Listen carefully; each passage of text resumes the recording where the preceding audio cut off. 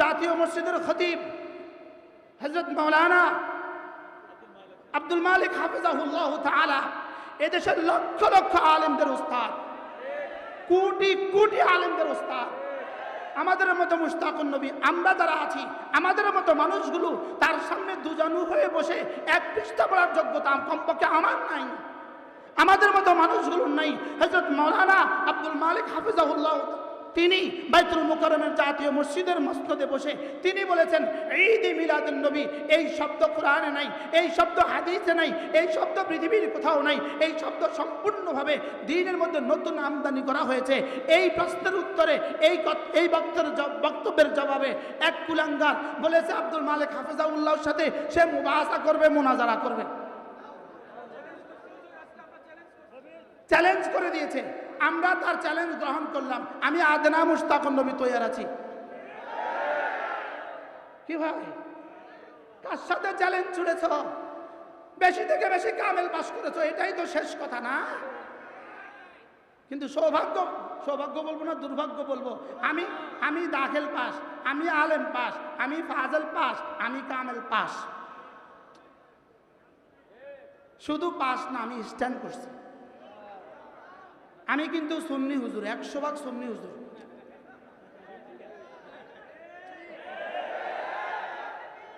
আমি কি হুজুর বলেন? 100% সুন্নি হুজুর। আমি 100% সুন্নি হুজুর, 100% সুন্নি হুজুর। আমি কি হুজুর বলেন? আমি 100%, আমি কামেল পাস, আমি কামেল 100, আমি স্ট্যান্ড করছি কামেলে, আমি ফাজল স্ট্যান্ড করছি, আমি দাখিল আলমে ফার্স্ট ক্লাস পাইছি, আমি কামেল মাসাল মুহাদ্দিস ছিলাম। তা আমি সুন্নি, কি বললে সুন্নি হওয়া যায়? আমাদেরকে একটু কষ্ট না, কি পড়লে সুন্নি হওয়া যায়? মনে বুঝেন না। যদি কামেল পাস করলে সুন্নি হওয়া যায়, তা আমি তো কামেল পাস। মনে আনিস কি পাস? জোরে কয় না। মনে আমজাদ কি পাস? আমরা তো সব কামেল পাস, তো কি পড়লে সুন্নি হওয়া যায়?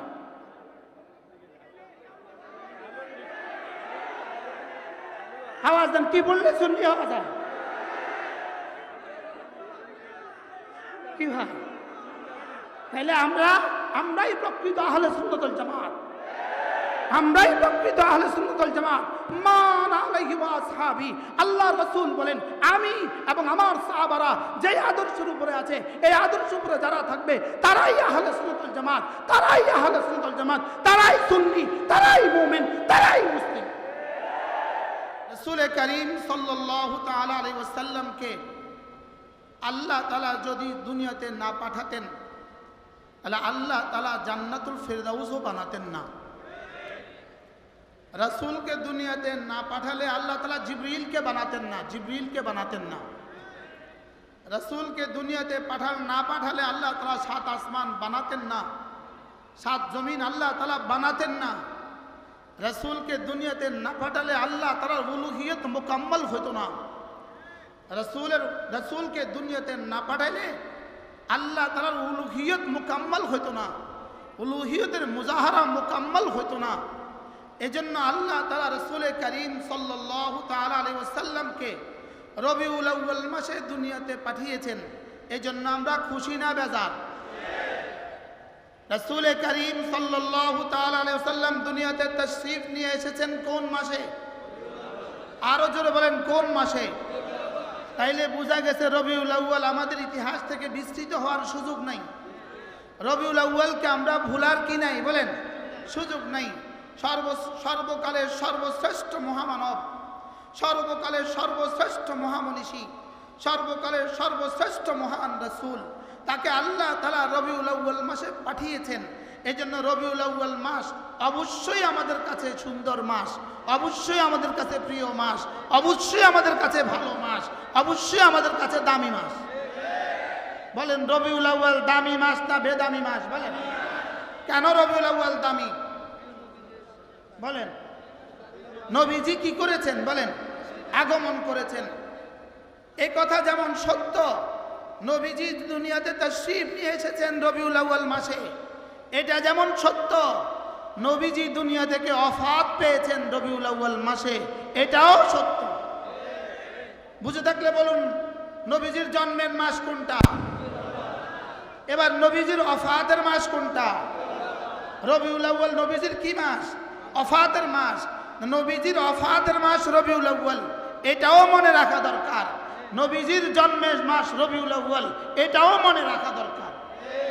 এবার বলুন তো দেখি, জন্ম আর অফাত যদি একসাথে জমা হয়, এবার কি জন্মের খুশি করবে না অফাতের শোক পালন করবে?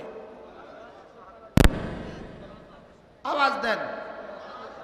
জন্ম আর অফাত, আপনার ছেলের জন্ম দিবস যেই তারিখে, আপনার বাবার মৃত্যু দিবস সেই তারিখে হইতে পারে না? পারে না? আমার মার মৃত্যু দিবস যেই তারিখে, আমার বিয়ে দিবস সেই তারিখে হইতে পারে না? পারে না? যদি শোক আর খুশি একসাথে জমা হয়, কোনটা প্রাধান্য পায়? বুঝে জবাব দেন। শোক আর খুশি একসাথে জমা, কোনটা প্রাধান্য? বিয়ে আর মৃত্যু একসাথে হয়, কোনটা প্রাধান্য? জন্ম আর অফাত যদি একসাথে হয়, কোনটা প্রাধান্য? তাহলে রবিউল আউয়াল মাস কি শুধুই খুশির মাস না শোকেরও মাস? রবিউল আউয়াল খুশির মাস না শোকের মাস? খুশি আর শোক যদি একসাথে জমা হয়, কোনটা প্রাধান্য পায়? না, বুঝে বলেন নাই তো আপনারা। বুঝে বলেন, বুঝে বলেন, কোনটা প্রাধান্য পায়? তাহলে রবিউল আউয়াল শোকের মাস না খুশির মাস? এবার শোকের মাসে যারা খুশি মানায়, শোকের মাসে যারা খুশি মানায়, আমার রাসূলের ওফাতের মাসে, আমার রাসূলের পরলোক গমনের মাসে, আমার রাসূলের দুনিয়া থেকে চলে যাওয়ার মাসে, আমার রাসূল সাহাবাদেরকে শোকের সাগরে ভাসিয়ে রাসূল মদিনায়ে তৈয়বা থেকে রওজায়ে আথারে রূপোশ হয়েছেন, রওজায়ে আথারে চলে গিয়েছেন, রবিউল আউয়াল মাসেই চলে গিয়েছেন, 12 তারিখেই চলে গিয়েছেন। বুঝে থাকলে বলুন কত তারিখে চলে গিয়েছেন? 12 তারিখ, রবিউল আউয়ালের 12 তারিখ। এটাকে উম্মতের শোকের দিবস না উম্মতের খুশির দিবস? এই কথাটা কি উম্মতকে বোঝানো দরকার না দরকার না? এই কথাটা কি উম্মতের বুঝা আসা উচিত না উচিত না? তাহলে রবিউল আউয়াল মাস এটা খুশির মাস, পুরো মাস খুশির মাস। 12 তারিখ, বিশেষ করে 12 তারিখ, এটা কোনোভাবেই খুশির দিন নয়, এটা শুধুই শোকের দিন। 12 তারিখে নবীজির ওফাত, বলেন 12 তারিখে নবীজির কি? ছেলের মৃত্যু জন্মতে মানুষ বেশি খুশি হয় না বাবার ওফাতে মানুষ বেশি খুশি হয়? বাবার ওফাতে খুশি হয়। বাবার ওফাতে মানুষ শোকাহত হয় না খুশি হয়? ছেলের জন্মে মানুষ কি হয়? তো নবীজির জন্মে আমরা খুশি না বেজার? লেকিন নবীজির ওফাতে আমরা শোকাহত। তো শোকাহতের দিনটাকে উম্মতের সবচেয়ে বড় শোকের দিন হওয়া উচিত ছিল 12 রবিউল আউয়াল। 12 রবিউল আউয়াল কি হওয়া উচিত ছিল বলেন? উম্মতের সবচেয়ে বড় শোকের দিন হওয়া উচিত ছিল। সেদিন থেকে শুরু করে রাসূলের ওফাতের 12 রবিউল আউয়াল থেকে শুরু করে উচিত ছিল আজকের এই দিন পর্যন্ত পৃথিবীর সব মানুষ এই কথা জানতো, হায় 12 রবিউল আউয়ালে নবীজির ওফাত হয়ে গেছে। 12 রবিউল আউয়ালে হযরত আয়েশা কাঁদতে থাকছেন, হযরত সিদ্দিক আকবর কাঁদছেন, 12 রবিউল আউয়ালে সিদ্দিক আকবর কাঁদছেন, হযরত ফারুক আজম কাঁদছেন, হযরত ওসমান কাঁদছেন, হযরত আলী কাঁদছেন, হযরত ফাতেমা কাঁদছেন, হযরত আয়েশা কাঁদছেন, সুলাখ সাহাবা কাঁদছেন, সুলাখ তাবিঈরা কাঁদছেন, সুলাখ তাবিঈরা কাঁদছেন। আজকের ওই শোকের দিনকে যারা ঈদ বানিয়েছে এরা নিশ্চিতভাবে ইহুদিদের দালাল।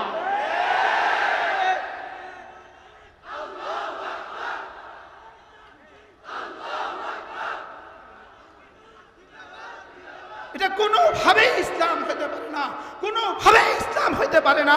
আহলে সুন্নাত ওয়াল জামাত হওয়া তো দূরের কথা, ঈমান হইতে পারে না, ইসলাম হইতে পারে না, ইহুদিয়ত হইতে পারে, রাফিদিয়ত হইতে পারে, শিরিয়াত হইতে পারে, ইসলাম হইতে পারে না। এটা ইসলাম হইতে পারে না। বলেন এটা কি হইতে পারে না? বলেন ইসলাম হইতে, এটা ইসলাম হইতে পারে না। ইসলাম হয় কিভাবে? আমার নবীর ওফাত দিবসে নাচে কিভাবে? আমার নবীর ওফাত দিবসে লাইটিং করে কিভাবে? আমার নবীর ওফাত দিবসে সিন্নি ফাঁকায় কিভাবে? আমার নবীর ওফাত দিবসে মিছিল করে কিভাবে? ওফাত দিবসে মিছিল করে কিভাবে? ওফাত দিবসে লাইটিং করে কিভাবে? তাইলে বোঝা গেছে কোনোভাবেই এটা ইসলাম না। না না না, কোরআন এটা সমর্থন করে না, হাদিস এটা সমর্থন করে না, সিরাত এটা সমর্থন করে না, ফিকহের কিতাব এটা সমর্থন করে না, কোন বিবেকবান মানুষ এটা সমর্থন করতে পারে না। রবিউল আউয়াল রাসূলের ওফাত দিবস, রাসূলের ওয়াফাত কোন মাসে? আবার জোরে বলেন, রাসূলের ওয়াফাত কোন মাসে? মূলত ওয়াফাতের পরিবর্তে ভেলাদতকে কেন প্রাধান্য দিল? ওয়াফাতের পরিবর্তে জন্মকে কেন প্রাধান্য দিল? সুখের পরিবর্তে খুশিকে কেন প্রাধান্য দিল? সুখ মানাবার পরিবর্তে খুশি মানানোকে কেন প্রাধান্য দিল? এটা শুধুই এই জন্য দিল, জন্মের ভিতরে পয়গাম লুকায়িত নাই, ওয়াফাতের ভিতরে পুরো জীবনের পয়গাম লুকায়িত আছে। জন্মের ভিতরে কি লুকায়িত নাই? পয়গাম লুকায়িত নাই। জন্মের ভিতরে বাণী লুকায়িত নাই, জন্মের ভিতরে জীবনী লুকায়িত নাই, জন্মের ভিতরে জীবনী লুকায়িত নাই, জন্মের ভিতরে রাসূলের জন্মের দিনের ভিতরে ঈমান লুকায়িত নাই, জন্মের ভিতরে নামাজ লুকায়িত নাই, জন্মের ভিতরে রোজা লুকায়িত নাই, জন্মের ভিতরে পর্দা নাই, জিহাদ নাই, তাজকিয়া নাই, দাওয়াত নাই, তাবলীগ নাই, ওয়াফাতের ভিতরে সব আছে। বুঝে থাকলে বলুন তো দেখি ওয়াফাতের ভিতরে কি কি আছে? আচ্ছা, রাসূলের জন্মদিনে কোরআন শরীফ কয় পারা নাজিল হয়েছিল? রাসূলের জন্মের দিনে কোরআন শরীফ কয় পারা ছিল? বুঝে বলেন, কয় পারা ছিল? আবু ভাই বুঝতেছেন? আপনারা দেখি না ভাই, আর তো সামনে দেন। জন্মের দিনে কোরআন শরীফ কয় পারা ছিল? তাইলে এরা জন্ম কেন পালন করে? জন্ম পালন করতে গেলে কোরআন পড়া লাগে না, জন্ম পালন করতে কোরআন বুঝা লাগে না, জন্ম পালন করতে কোরআন মানা লাগে না, জন্ম পালন করতে ঈমান লাগে না, জন্ম পালন করতে নামাজ লাগে না, জন্ম পালন করতে রোজা লাগে না। কি ভাই, জন্মের ভিতরে জন্মের দিনে কোরআন শরীফ কয় পারা ছিল? রাসূলের জন্মের দিবসে কোরআন নাজিল হয়েছে। ওয়াফাতের দিনে কোরআন শরীফ কয় পারা ছিল? ওয়াফাতের দিনে কোরআন শরীফ কয় পারা ছিল? এবার জন্মের দিনে নামাজ, জন্মের দিনে নামাজ, জন্মের দিনে রোজা, রাসূলের জন্মের দিনে হজ, রাসূলের জন্মের দিনে যাকাত, রাসূলের জন্মের দিনে জিহাদ, রাসূলের জন্মের দিনে পর্দা। কি ছিল? কিছুই ছিল না। জন্মের দিনের সাথে শুধু মিঠাইয়ের সম্পর্ক, জন্মের দিনের সাথে শুধুই সিন্নির সম্পর্ক, জন্মের দিনের সাথে শুধুই হালুয়ার সম্পর্ক। কি ভাই, জন্মের দিবসের সাথে কিসের সম্পর্ক? জন্মের দিবসের সাথে কি? গরু। জন্মের দিবসের সাথে কি? হালুয়া। বলেন কি হালুয়া? জন্মের দিবসের সাথে কি? তাহলে জন্ম দিবসের সাথে কেক কাটার সম্পর্ক, জন্মের দিবসের সাথে হালুয়ার সম্পর্ক, জন্ম দিবসের সাথে মিষ্টির সম্পর্ক, জন্ম দিবসের সাথে বিরিয়ানির সম্পর্ক, ওয়াফাতের সাথে ঈমানের সম্পর্ক, নামাজের সম্পর্ক, রোজার সম্পর্ক, হজের সম্পর্ক, যাকাতের সম্পর্ক। পুরো 23 বছরের নবুয়তের দিনের প্রতিটা নবুয়তের 23 বছরের প্রতিটা রাত আমাদের জন্য শরীয়ত, প্রতিটা দিন আমাদের জন্য শরীয়ত, প্রতিটা সকালবেলা আমাদের জন্য শরীয়ত, প্রতিটা বিকেলবেলা আমাদের জন্য শরীয়ত। নবীজির ইশারা আমাদের জন্য শরীয়ত, নবীজির দেখা আমাদের জন্য শরীয়ত, নবীজির বলা আমাদের জন্য শরীয়ত, নবীজির চলা আমাদের জন্য শরীয়ত। এবার বুঝে থাকলে বলুন, ষড়যন্ত্র কোন দিকে নিয়ে যাচ্ছে আমাদেরকে? কোন দিকে নিয়ে যাচ্ছে? কোন দিকে? সিন্নির দিকে। কোন দিকে? বলেন কোন দিকে? কোন দিকে আমাদেরকে নিয়ে যাচ্ছে? হালুয়ার দিকে আমাদেরকে নিয়ে যাওয়া হচ্ছে, হালুয়ার দিকে আমাদেরকে নিয়ে যাওয়া হচ্ছে। আমাদের ধর্ম হালুয়ার ধর্ম নয়। আমাদের ধর্ম কিসের ধর্ম নয় বলেন? আচ্ছা, কমন সেন্সকে জিজ্ঞেস করেন, সাধারণ আকলকে জিজ্ঞেস করেন। বিয়ে বাড়িতে নাচে কারা? ওই মেয়ের বাবা, দাদা, দাদি, চাচা, চাচি নাচে না ওই বাড়ির বাচ্চারা নাচে? কারা নাচে? বিয়ে বাড়িতে রাস্তাঘাটে নাচে কারা?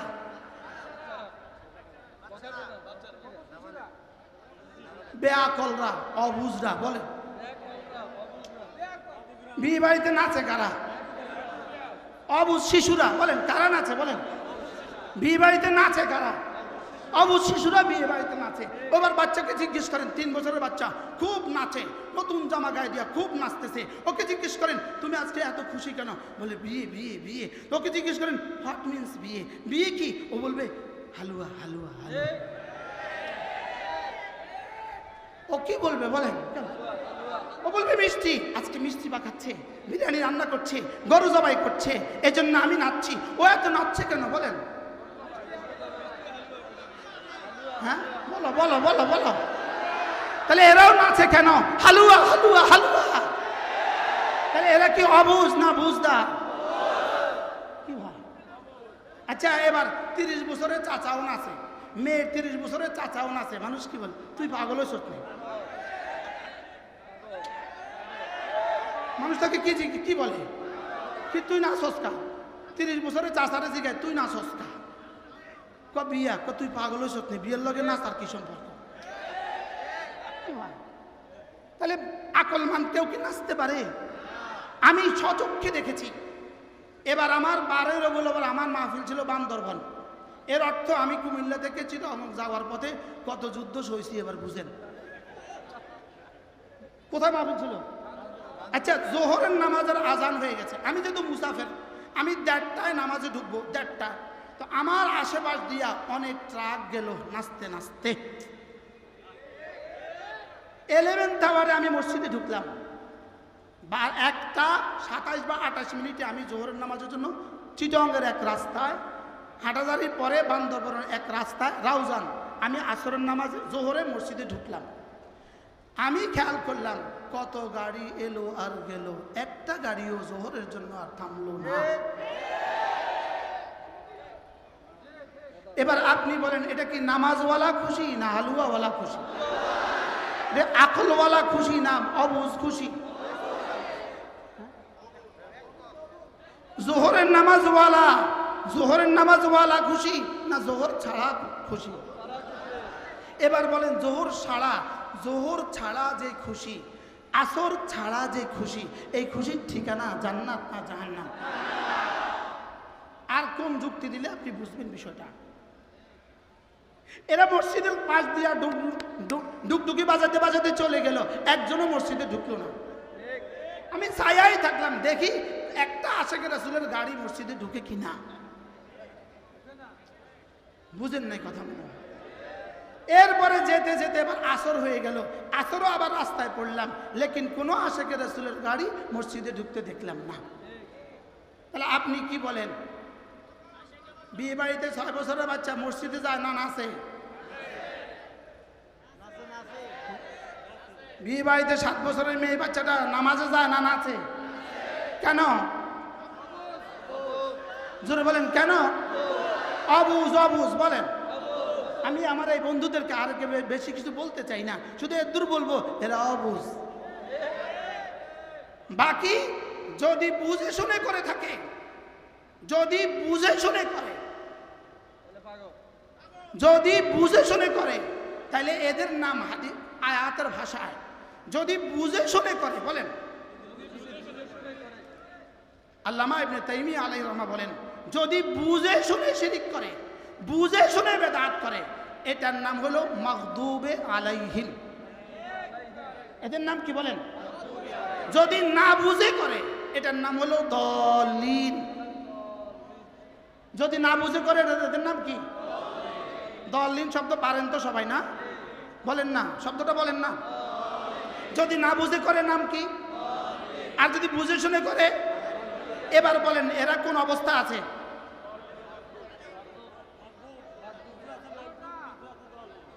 এদের নেতারা মাগদুবে আলাইহিম। বলেন এদের নেতারা কি? বলেন দুপুরে বলছিলাম এদের নেতারা মাগদুবে আলাইহিম, আর এদের সাধারণ মুসলমানগুলো দলিন। এবার আমরা কি হব? মাগদুব আলাইহিম হব না দলিন হব না আনআমতা আলাইহিমদের মধ্যে হব? সুবহানাল্লাহ। শব্দ আছে কয়টা? 3টা। জাতি আছে কয়টা? 3টা। 1 নম্বর জাতি আনআমতা, আবার বলেন, আর আরেক দলের নাম কি? মাগদুব আলাইহিম। আরেক দলের নাম কি? দলিন। এবার আপনি বলেন আপনি কোন দলে হবেন? আনআমতা আলাইহিম। বলেন আনআমতা আলাইহিম দলে কারা আছে? উলাইকাল্লাযীনা আনআমাল্লাহু আলাইহিম মিনান নাবিয়্যিন ওয়াস-সিদ্দীকিন ওয়াশ-শুহাদায়ে ওয়াস-সালিহিন। তাইলে বোঝা গেছে আমরা নবীদের সাথে আছি, সিদ্দীকদের সাথে আছি, সালেহিনদের সাথে আছি, শুহাদাদের সাথে আছি। এদের নাম কি? তো প্রতিদিন দরখাস্ত কি করছিলাম? আল্লাহ আমাকে মাগদুবে আলাইহিম বানাবেন না। আর কি বানাবেন না? দলিল বানাবেন না। আল্লাহ দলিল বানাবেন না, আল্লাহ মাগদুব বানাবেন না। আমাকে আনআমতা আলাইহিম, যাদের উপরে নিয়ামত দিয়েছেন তাদের রাস্তা আমাকে দেখান। কাদেরকে নিয়ামত দিয়েছেন? নবীদেরকে নিয়ামত দিয়েছেন, সিদ্দিকদেরকে নিয়ামত দিয়েছেন, শুহাদাদেরকে নিয়ামত দিয়েছেন, সালেহীনদেরকে নিয়ামত দিয়েছেন। তাহলে আমরা আহলে সুন্নাত ওয়াল জামাত আনআমতা আলাইহিমের অন্তর্ভুক্ত। আর এরা মাগদুব আর কি দলিল। আমি এই লক্ষ জনতার সামনে চ্যালেঞ্জ ছুড়ে গেলাম, আমরা আনআমতা আলাইহিম, আমি শুকর আদায় করছি, আমি আনআমতা আলাইহিম, আমি রব্বে কারীমের কাছে অভিযোগ করছি এরাই মাগদুব আলাইহিম, এরাই দলিল। যদি তোমাদের কারো সাধ্যে থাকে চ্যালেঞ্জ গ্রহণ করো, যদি সাধ্যে থাকে চ্যালেঞ্জ গ্রহণ করো। বলেন যদি সাধ্যে থাকে কি গ্রহণ করো? বলেন মাগদুব আলাইহিম, বলেন আর কি দলিল। যদি বুঝে শুনে করে থাকে এরা সব মাগদুব আলাইহিম, যদি না বুঝে করে থাকে এরা দলিল। এরা কি? বলেন দলিল। এরা কি? বান্দরবনে যাওয়ার পরে 12ই রবিউল আউয়াল আমার আগে একজন বয়ান করেছে, মাগরিব থেকে এশা। উনি সুন্নি জামাতের বড় নেতা, সর্বোচ্চ মানুষ ছিল 10 জন বাচ্চা।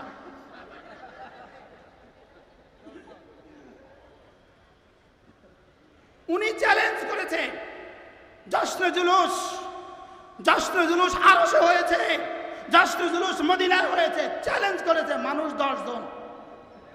মানুষ কতজন বলেন? শেষ শব্দ উনি বলেছে, অতএব জশ্নে জুলুস অবশ্যই মুস্তাহসান। মুস্তাহসান মানে ভালো, মুস্তাহসান মানে কি? ভালো।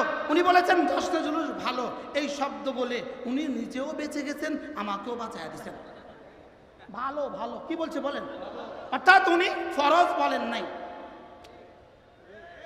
ওয়াজিবও বলেন নাই। বলেন না, বলেন ফরজ, ওয়াজিব, সুন্নাত মুআক্কাদা, মুস্তাহাব বলেন নাই, বলেছেন মুস্তাহসান। এটা ভালো। এটা কি? যেই ভালো কাজটা করার জন্য নামাজ পড়া হয় না, ওই ভালো কাজটা কত ভালো। এবার তো বুঝাইতে পারলাম না মনে হয়। উনি এটাকে কি বলেন নাই? বলেন এরাও ফরজ বলে না। বলেন কি বলে না? বলেন এরাও ওয়াজিব বলে না, এরাও সুন্নত বলে না। এবার বলুন তো দেখি, যেই কাজটা ফরজও নয়, যেই কাজটা ওয়াজিবও নয়, যেই কাজটা সুন্নত নয়, এদের পরিভাষায় ওই কাজটার জন্য হত্যা করা যায় কিভাবে? এবার কি বুঝে আসছে কিছু? আচ্ছা, যেই কাজটা ফরজ ওয়াজিব সুন্নত নয়, এই কাজটা না করলে গুনাহ হবে, বুঝেন নাই? তার পরিভাষা এটা কি ফরজ, ওয়াজিব, সুন্নাত? এটা কি? যেমন কই মাছ খাওয়া ভালো, যেমন কি? আচ্ছা কই মাছ না খাইলে কি হয়? আচ্ছা কই মাছ কেউ না খাইলে তারে পিটাইতে হয়। তাহলে এটা কি ভালো না ফরজ না ওয়াজিব না সুন্নাত মুআক্কাদা? যদি মনে করি ভালো, বলেন যদি মনে করি কি, তাহলে ভালোর জন্য কোন ভালো কাজটার জন্য ফরজ ছাড়তে হয়? আমি বুঝাতে পারছি না তো মনে হয়। কোনো ভালো কাজের জন্য কি নামাজ ছাড়ার সুযোগ আছে? কোনো ভালো কাজের জন্য কি পর্দা ছাড়ার সুযোগ আছে? কোনো ভালো কাজের জন্য কি মারামারি করার সুযোগ আছে? কোনো ভালো কাজের জন্য কি যুদ্ধ করার সুযোগ আছে? তাহলে হাঁটাদারিতে 12ই রবিউল বলে 3 জন মানুষ মারা গেল কেন?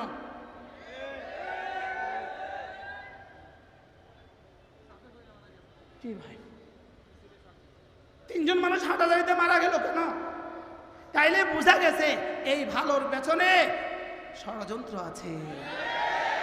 এই ভালোর পেছনে কি আছে বলেন? ষড়যন্ত্র আছে। শুধুই জাতিকে ধ্বংস করার ষড়যন্ত্র, জাতিকে কুরআন সুন্নাহ থেকে বঞ্চিত করার ষড়যন্ত্র, জাতিকে ইহুদি বানাবার ষড়যন্ত্র, জাতিকে দ্বীন থেকে বঞ্চিত করার ষড়যন্ত্র, জাতিকে কাফের আর মুশরিক বানাবার ষড়যন্ত্র। আজকে কি আমরা ক্লিয়ার হয়েছি রবিউল আউয়াল মাস শোকের নাকি খুশির? না খুশির। এই জন্য ঈদে মিলাদুন নবী, ঈদে মিলাদুন নবী এই শব্দ সম্পূর্ণভাবে নতুন আমদানি করা শব্দ। বলেন এই শব্দ কি শব্দ বলেন? আমাদের জাতীয় মসজিদের খতিব হযরত মাওলানা আব্দুল মালিক হাফিজাহুল্লাহ তাআলা এদেশের লক্ষ লক্ষ আলেমদের উস্তাদ, কোটি কোটি আলেমদের উস্তাদ। আমাদের মতো মুশতাকুন নবী আমরা যারা আছি, আমাদের মতো মানুষগুলো তার সামনে দুজানু হয়ে বসে এক পৃষ্ঠা পড়ার যোগ্যতা কমপক্ষে আমার নাই, আমাদের মতো মানুষগুলো নাই। হযরত মাওলানা আব্দুল মালিক হাফিজাহুল্লাহ তিনি বাইতুল মুকাররমের জাতীয় মসজিদের মসনদে বসে তিনি বলেছেন, ঈদ মিলাদুন নবী এই শব্দ কোরআনে নাই, এই শব্দ হাদিসে নাই, এই শব্দ পৃথিবীর কোথাও নাই, এই শব্দ সম্পূর্ণভাবে দ্বীনের মধ্যে নতুন আমদানি করা হয়েছে। এই প্রশ্নের উত্তরে এই বক্তব্যের জবাবে এক কুলাঙ্গার বলেছে আব্দুল মালিক হাফিজাহুল্লাহর সাথে সে মুবাহাসা করবে, মুনাজারা করবে, চ্যালেঞ্জ করে দিয়েছে। আমরা তার চ্যালেঞ্জ গ্রহণ করলাম। আমি আদনা মুশতাকুন নবী তৈয়ার আছি। কি ভাই, কার সাথে চ্যালেঞ্জ ছুড়েছ? বেশি থেকে বেশি কামেল পাস করেছো, এটাই তো শেষ কথা না? কিন্তু সৌভাগ্য বলবো না দুর্ভাগ্য বলবো, আমি দাখিল পাস, আমি আলেম পাস, আমি ফাজল পাস, আমি কামেল পাস। শুধু পাস না, আমি স্ট্যান্ড করছি। আমি কিন্তু সুন্নি হুজুর, 100% সুন্নি হুজুর।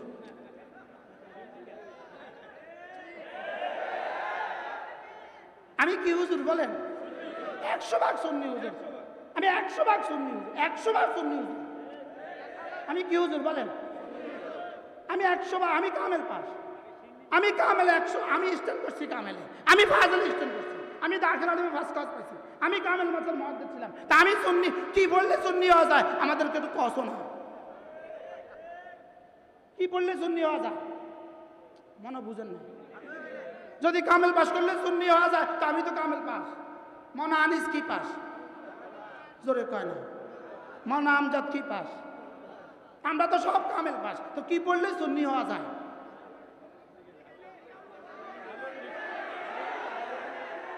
আওয়াজ দেন, কি পড়লে সুন্নি হওয়া যায়? কি ভাই, তাহলে আমরাই প্রকৃত আহলে সুন্নাত ওয়াল জামাত, আমরাই প্রকৃত আহলে সুন্নাত ওয়াল জামাত।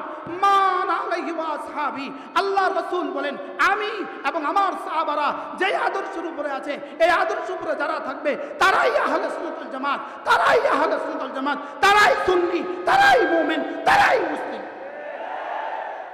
আর যদি এই আদর্শের উপরে না থাকে, দাবিদার, এরা সুন্নি নামের ভুয়া সুন্নি দাবিদার। এরা কি বলেন? এরা কি দাবিদার? এরা দাবিদার না আসল সুন্নি? বলেন এরা কি? এরা দাবিদার, আসল সুন্নি আমরা, আহলে সুন্নাত ওয়াল জামাত, আসল আহলে সুন্নাত ওয়াল জামাত আমরা উলামায়ে দেওবন্দ, আসল আহলে সুন্নাত ওয়াল জামাত। বলেন উলামায়ে দেওবন্দ, আমরা উলামায়ে দেওবন্দ। আমাদের নেতৃবৃন্দের, আজকের বিএনপির নেতৃবৃন্দ আছেন, আপনাদেরকে আমরা ছোট্ট ক্ষুদ্র বলতে চাই, আগামী বাংলাদেশে আপনারা আমাদেরকে ভুলে যাবেন না, আমাদের রক্ত আপনারা ভুলবেন না। শেষ লোকমাতে পেট ভরে না, শেষ লোকমাতে পেট ভরে না। শুধু জুলাই আগস্টের কুরবানি দ্বারা বাংলাদেশ স্বাধীন হয় নাই, 16 বছরের কুরবানি দ্বারা বাংলাদেশ স্বাধীন হয়েছে। শেষ লোকমা দ্বারা পেট ভরে না। কোন গাছ কাটতে গেলে শেষ কুফে গাছ পড়ে না, শেষ কুফে গাছ পড়ে না। প্রথম দিন থেকে শেষ পর্যন্ত যত কুফ আছে সবগুলোই সমানভাবে অংশীদার। শেষ লোকমায় পেট ভরে না, প্রত্যেকটা লোকমা সমানভাবে অংশীদার। এজন্য 16 বছরে আমাদের রক্ত ভুলা যাবে না, 16 বছরে উলামায়ে দেওবন্দের রক্ত ভুলা যাবে না, 16 বছরে হেফাজতে ইসলাম বাংলাদেশের রক্ত ভুলা যাবে না, আমাদের জেলের জুলুম ভুলা যাবে না, জেলের আয়না ঘরের কান্না ভুলা যাবে না, আমাদের হাত পা করা, হাতে কড়ি লাগানো আর পায়ে কড়ি লাগানো ভুলা যাবে না। যদি কেউ উলামায়ে দেওবন্দের সাথে গাদ্দারি করে, যদি কেউ উলামায়ে দেওবন্দকে ভুলে যায়, যদি কেউ কওমি মাদ্রাসার সূর্য সন্তানদেরকে ভুলে যায়, সে আবার ইতিহাসের রাস্তা করে নিক্ষিপ্ত হবে। উলামাকে ভোলা যাবে না, এদেশের মসজিদগুলো ভোলা যাবে না, এদেশের মাদ্রাসা ভোলা যাবে না। আমরা যে জেলখানা ছিলাম, আয়নাঘরে ছিলাম, এক এক দিনের কান্না, আল্লাহর কসম খেয়ে বলি, ওই কান্নাগুলো জমা করে করে হাসিনাকে চিরতরে দেশ থেকে বিতাড়িত করেছে। আমাদের পিঠের আঘাত জমা করে করে হাসিনাকে দেশ থেকে বিতাড়িত করেছে। আমাদের রক্তভূমি জমা করে করে হাসিনাকে দেশ থেকে বিতাড়িত করেছে। ভোলা যাবে না মামুল হকদের কুরবানি ভুলা যাবে না, ওলামায়ে দেওবন্দের কুরবানি ভুলা যাবে না, শাপলা চত্বরের কুরবানি ভুলা যাবে না। শাপলা চত্বরের কুরবানিকে যদি কেউ ভুলে যায়, সেজন্য ইতিহাসের সাথে গাদ্দারি করলো। এজন্য আপনাদেরকে বলি, কোরআনে কারীমের শপথ নিয়ে বলেন, উলামায়ে উম্মতের সাথে ছিলেন, উলামায়ে উম্মতের সাথেই আমরা থাকব।